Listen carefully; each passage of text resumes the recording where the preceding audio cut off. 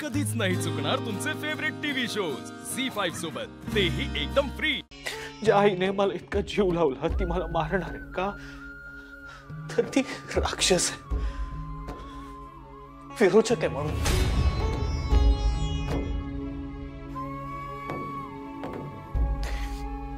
नेत्रा, मी तुला पुन्हा एकदा सांगतो, रादर मी तुम्हा सगळ्यांना पुन्हा एकदा सांगतो, तुमच्या मनातले हे सगळे गैरसमज काढून टाका।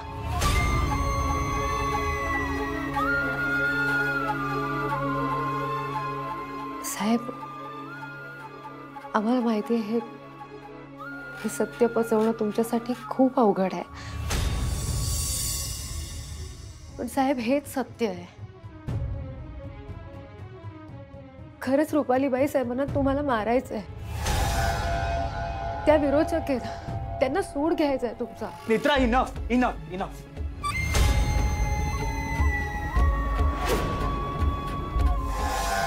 मी तुला सकाळी सुद्धा सांगितलं होतं मला या विषयावर कसलीही चर्चा नकोय, माझ्यासाठी हा विषय संपलाय, तरी पुन्हा तुम्ही मला तेच ऐकवताय। मला आईबद्दल काही ऐकायचं नाही आणि तुम्ही सुद्धा आईबद्दल काही बोलू नका प्लीज।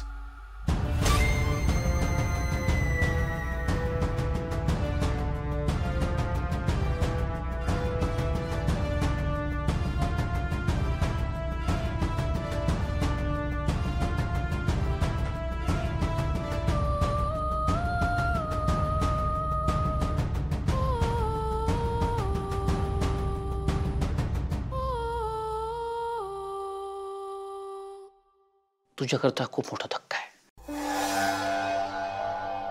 रुपालीवर तुझा विश्वास आहे, प्रेम आहे,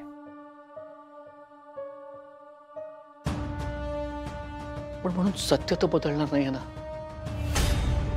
सत्य काय आहे हे कोण ठरवणार?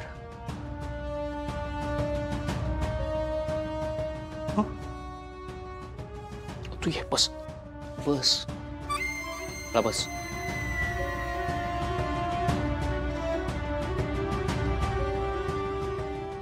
अद्वैत, मला मान्य आहे तुला हे सगळं आधीच कळायला हवं होतं, मी नाही सांगितलं, आमची चूक झाली। आणि तुला हे सगळं आता अशा पद्धतीनं कळलंय, आमच्याकडे कुठलाही इलाज नाही रे।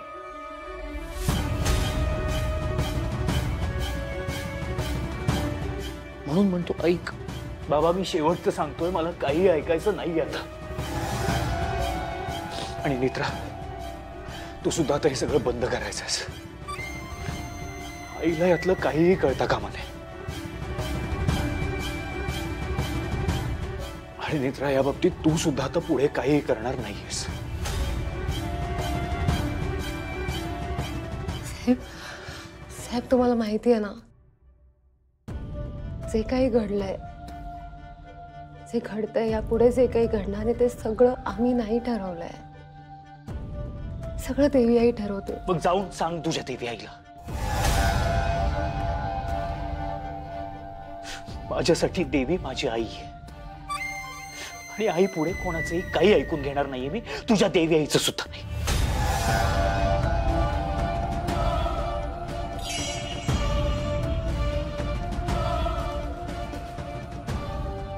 आतापर्यंत सगळं समजून घेण्याचा प्रयत्न केला मी, पण आता हे सगळं माझ्या आईच्या बाबतीत घडतंय, त्यामुळे थांबवा हे सगळं, बास झालं हे सगळं।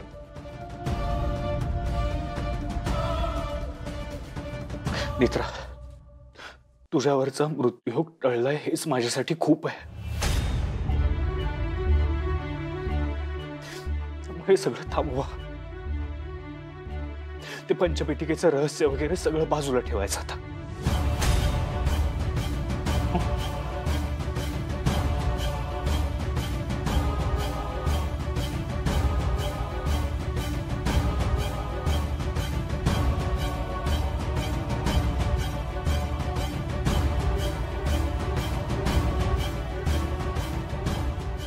आणि काय लहानपणापासून काय शिकत आलो, आई म्हणजे देवीचं रूप असते ना। माझी आई देवी नाही, माझी आई राक्षस.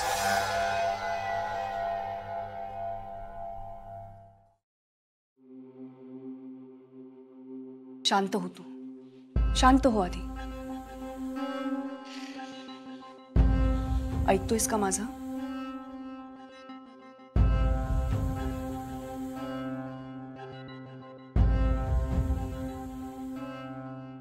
हे बघ, आम्हाला तुला हर्ट करायचं नव्हतं, कधीच नव्हतं तसं. कळतंय का मी काय म्हणते ते? हे बघ, आता आपण एक काम करूया की तू म्हणतोयस तसं करूया.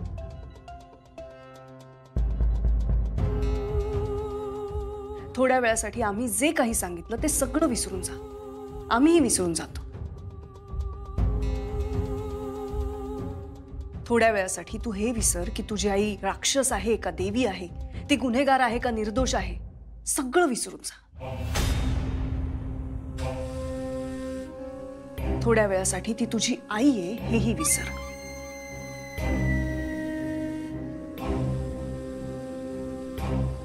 या सगळ्या घटनेकडे एक सामान्य माणूस म्हणून तटस्थपणे बघ.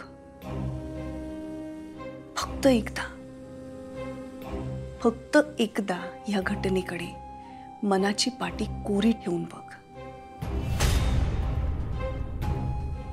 ऐक.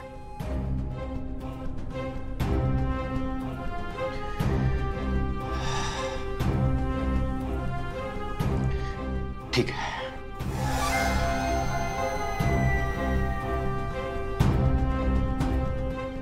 बोला. तुम्हा सगळ्यांना जे बोलायचं ते बोला. मी पाठी कोरी ठेवून ऐकायला तयार आहे. बोला, काय बोलायचंय? तुझा विश्वास नव्हता ना रे या सगळ्या गोष्टींवर. नास्तिक होतास तू. पण ज्या क्षणी तुझ्या डोळ्यांसमोर ह्या सगळ्या गोष्टी घडायला लागल्या त्या क्षणी तुझा विश्वास बसला. हो ना? तू कधीही ऐकीव सांगितलेल्या गोष्टींवर विश्वास ठेवला नाहीस, कारण तू समजूतदार आहेस. पण हे विसरून चालणार नाही अद्वैत, की नाण्याला दोन बाजू असतात. आणि तुझ्या समोर नेहमीच नाण्याची एक बाजू आली आहे.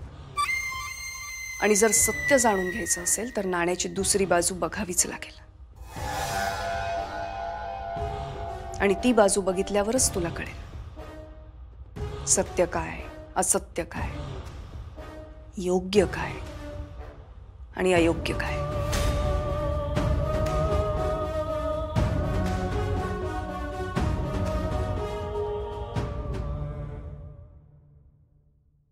झी5 ॲप डाउनलोड करा आणि पहा सर्व एपिसोड्स एकदम फ्री.